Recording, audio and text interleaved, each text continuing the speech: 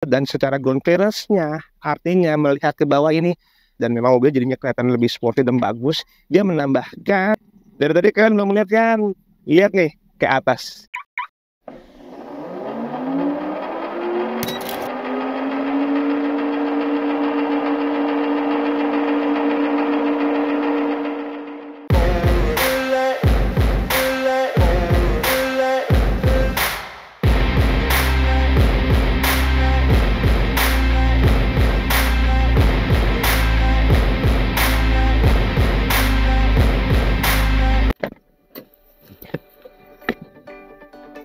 Assalamualaikum warahmatullahi wabarakatuh. Terima kasih sobat YouTube That's Hobby. Kali ini That's Hobby lagi-lagi dapat kesempatan spesial yang kedua. Wah, gimana enggak? Kayaknya sekarang nih That's Hobby lagi banyak diterima atau diundang sama para owner mobil-mobil yang enggak biasanya. Sekarang yang dari tadi disebut-sebutin, nah inilah mobil Karimun Wagon GR tipe GS. Nah, ini adalah mobil yang benar-benar city car yang cocok banget dipakai harian untuk aktivitas kalian dalam kota kan ya. Nah, sebetulnya mobil ini Karimun Wagon itu kan sudah banyak ya di era tahun sekitar 2015an ke bawah itu pangsa pasarnya itu banyak orang yang suka dan cari. Memang sudah lama. Nah, untuk kali ini That's Hobby akan coba melihat atau mengajak kalian semua untuk mereview mobil ini secara apa adanya, owner experience, dan mungkin nanti kita juga coba akan bawa mobil ini sebagaimana melihat gimana sih kenyamanannya atau secara impresi berkendaranya. Ikutin terus ya di channel YouTube That's Hobby. Ya, kesempatan That's Hobby kali ini kita lagi syuting atau ngambil tempat di Danau Kalpataru di Tangerang ya. Jadi tempatnya emang enak buat kalian coba nanti main-main ke Danau Kalpataru ya. Oke, balik lagi ke mobil. Jadi Karimun Wagon ini sebetulnya dari pendahulu sebelumnya itu dari Suzuki Karimun ya, yang generasi pertama itu luar biasa. Dulu itu juga emang kelihatannya mobilnya sudah proper banget untuk dipakai harian orang keseharian aktivitas di kota. Nah, sekarang untuk yang series Karimun Wagon R ini yang tipe GS yang ada di sekarang yang gua review, ini memang keunggulannya. Jadi memang dia secara konsumsi bahan bakar tuh pasti irit banget ya. Kenapa? Ya emang cuman mesinnya juga 1000 cc gitu ya kan, 1000 cc 3 silinder. Terus kebetulan yang ini tipe manual, transmisi manual. Tapi memang dari segi kelebihannya tadi banyak hal juga yang kita harus akui nih. Jadi kalau gue juga ngerasa waktu bawa Karimun Wagon ini secara kenyamanan tuh sangat-sangat minim banget ya. Artinya memang dia secara suspensinya juga masih stiff, kalau kena jalan rusak. Kemudian juga pengeremannya juga masih ada beberapa kendala. Tapi ya so far memang kalau kalian hanya untuk mencari mobil yang untuk diperuntukkan keseharian, ya nggak masalah, karena tidak bisa kita cari kenyamanan itu dengan mobil-mobil yang dengan konsumsi bahan bakar yang irit gitu ya. Nah, kalau lihat dari tampilan dari mobilnya ini sendiri, sebetulnya kalau dari depan ini kelihatannya enak dilihat banget ya, dari mulai desain lampu dan grillnya. Grillnya ini sih dipakai ornamen bening mika gitu ya. Jadi mungkin kalau nanti ada yang mau improvisasi menggunakan cahaya lighting itu tuh enak, bisa diterapin dan bagus hasilnya. Lampunya sendiri dia udah pakai proyektor ya, walaupun ini mobil city car dan dia sudah pakai proyektor. Untuk kemudian juga di fog lampnya dia sudah tersematkan di mobil ini dan sudah pakai body kit. Nah, lalu kalau misalkan kita lihat sendiri penggunaan dari kaki-kakinya, nah peleknya ini masih pakai pelek ring 14 inch ya. Jadi memang ya kecil, dan secara ground clearance-nya, artinya melihat ke bawah ini ya udah hati-hati jangan sampai dibawa ke tempat-tempat yang butuh perjuangan atau medan berat buat mobil ya, karena dia akan mentok, nggak bisa. Mobil ini tetap ya mobil city car yang 2 baris, ada dari depan dan belakangnya. Dan nanti mobil ini juga gua akan tunjukin ada sesuatu yang spesial yang sudah disematkan oleh sang ownernya. Nah itu, nanti kita lihat lebih dalam lagi ya. Ya, sekarang di bagian belakang nih dari Karimun Wagon RGS ini memang terlihatnya manis ya, asik gitu. Kalau mobil Jepang itu kan sebelumnya yang baru-baru sekarang nih, walaupun Karimun udah lama, bagusnya masih kelihatan gitu, masih enak banget dilihat dan wah cocok deh gitu kan ya. Tapi dibalik semua itu, mobilnya irit, mobilnya mungil, cocok untuk slap-slip, kegesitan, kelincahan di dalam kota. Nah, kalau dilihat mobil ini standar apa adanya dari pabrik, tipenya walaupun sudah GS ya, Karimun Wagon RGS, masih minim fitur, masih minim secara ya pernak-pernik yang dihilangkan atau mungkin emang nggak ada. Contoh, Oke, kita dari atas. Dari atas memang sudah pakai rear spoiler dengan high mount stop lampnya, tapi sayangnya rear wipernya nggak ada. Padahal rear wiper itu ya banyak orang tuh pasti pakai lah ya, harusnya jangan dihilangin gitu. Terus juga ya pasti dengan tidak adanya rear wiper, washernya juga nggak ada. Ya begitulah. Terus kita turun ke bawah. Oke, menambah kesan kekar dan manisnya. Jadi ada tambahan dari release chrome-nya, tapi begitu turun ke bawah kita tambah senang lagi nih, ada body kit juga, jadi katanya mobilnya jadi semakin sporty ya kan. Tapi biasanya ada sensor parking, di sini sensor parking sama sekali nggak ada. Ya sudah, apa adanya aja. Nah kebetulan sang owner ini juga untuk mensiasatinya berkreasi, yaitu kreatif untuk menjadikan mobil ini nggak terlalu gitu-gitu amat, dan memang mobil jadinya kelihatan lebih sporty dan bagus. Dia menambahkan knalpot racing yang suaranya ciamik guys, bener.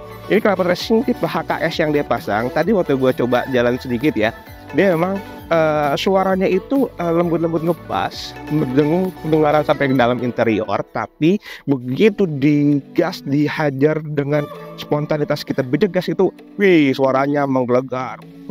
Naikin adrenalin buat racing nih. Ya begitu sih. Nah kemudian juga minusnya lagi nih, kalau orang-orang sekarang mau masukin barang ke bagasi nih, ke kompartemen belakang, ini mah ada handle lah bos, tapi ini kenapa nggak ada handle-nya, jadi harus buka pakai kunci. Ya gimana, jadi kalau mau masukin barang, supir harus turun dulu, matiin mesin.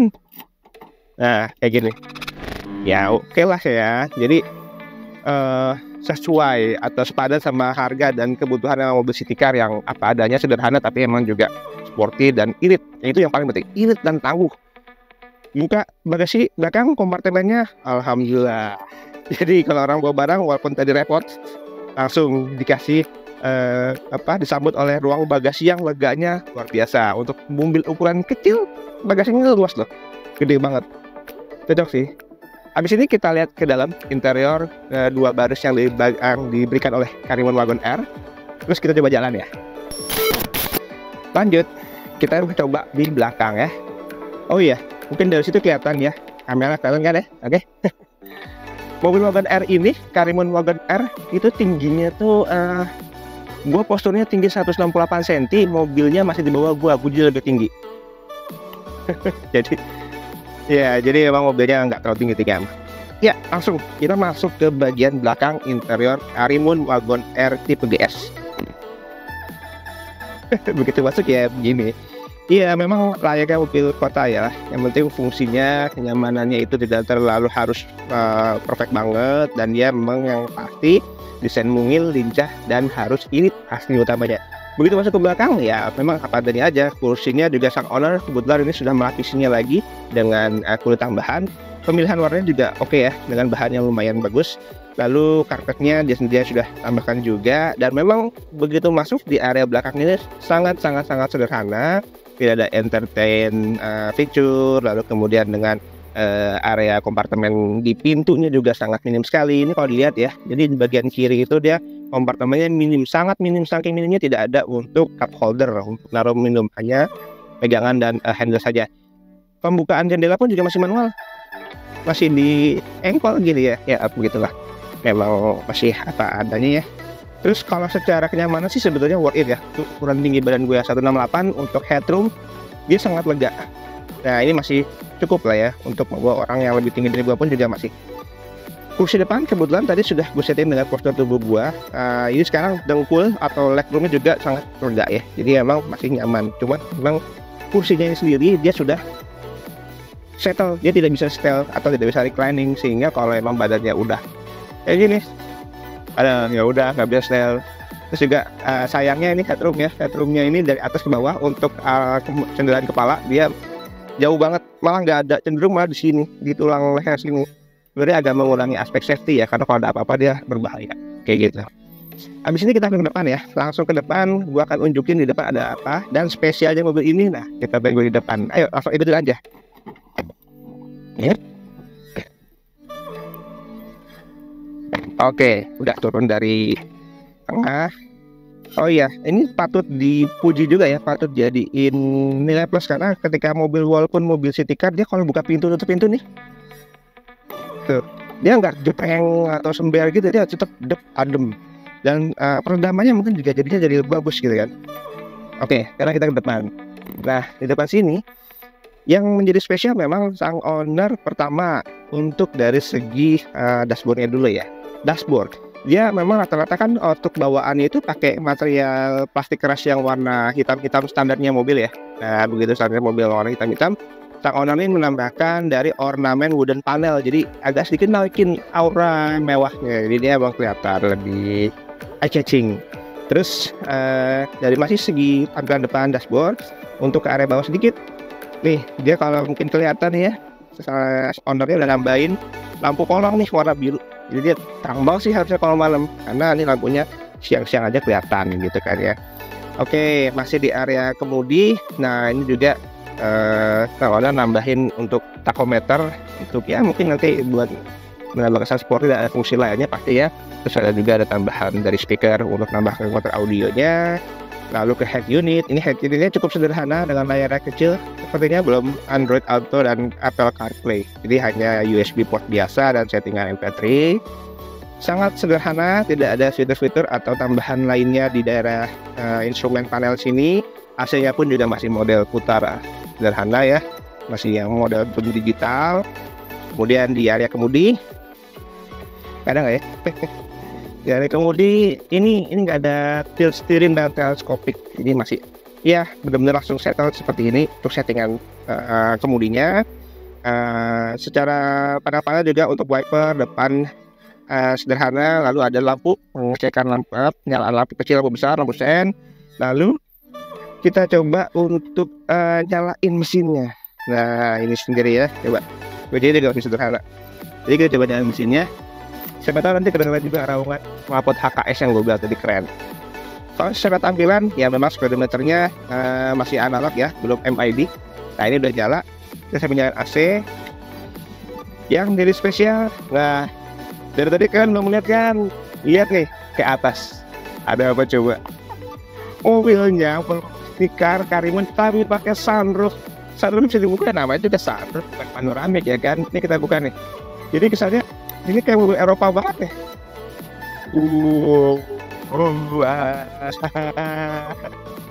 Buka kan, jadi lumayan. Kalau mobil ini dibawa ke Taman Safari, kita bisa melihat pemandangan dengan sangat jelas. Sunroof loh, keren. Tapi kita tutup lagi ya. Jadi benar-benar nunjukin nih, ya sunroofnya itu bisa dibuka dan ditutup langsung menggunakan tombol, dan bukanya bukan full dan berfungsi secara normal gitu kan ya. Ya, so far untuk di depan sih memang hampir sama seperti di belakang. Kursinya juga dilapisin dengan tambahan kulit bawaan. Maksudnya bawaan itu bawaan dari asal marketnya ya, ditambah sendiri. Kompartemen juga sangat sederhana, masih untuk material pintu masih menggunakan material plastik keras. Cup holder tidak ada, hanya ada kayak slim pocket untuk naruh-naruh kertas atau dokumen lainnya. Untuk kaca, power window-nya hanya untuk bagian driver auto, tapi naiknya nggak auto, dia turunnya aja auto. Nah, depan kiri juga sama, tapi tadi yang belakang ya masih pakai modal putar. Ya, habis ini coba kita nyobain jalan, biar tahu kenyamanan atau seberapa guncangan yang dirasakan kalau kita naik mobil ini, dan seberapa besar peredaman yang diberikan di dalam interior ini sehingga menimbulkan kenyamanan. Yuk kita jalan ya. Oke, kita sekarang coba masuk ke dalam, udah nyalain mesinnya, udah nyalain AC. AC-nya bagus ya, gue puji banget nih, dingin loh men. Terus memang tadi yang gue udah bilang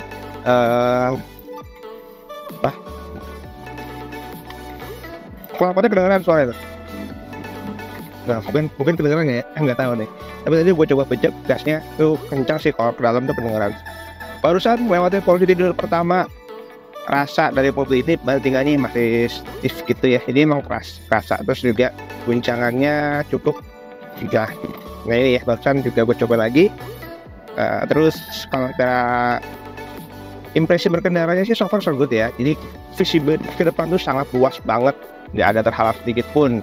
Terus pengendaliannya sangat mudah. Kalau pengendalian mobil-mobil orang baru belajar nih ya, ini sih oke banget sih ya. Jadi dia manual, terus kopling juga kerasa masih ada tahanannya, keras sedikit tapi masih oke. Kemudian gasnya juga cukup responsif. Dimensi sih yang paling penting. Jadi dia kanan kiri, depan belakangnya karena udah kecil. Jadi buat orang yang baru perdana, baru coba-coba ini oke banget. Sangat oke. Nah, dan juga gue lupa waktu ngejelasin di luar itu ban depan pengeremannya ini semua sudah cakram belakang tromol.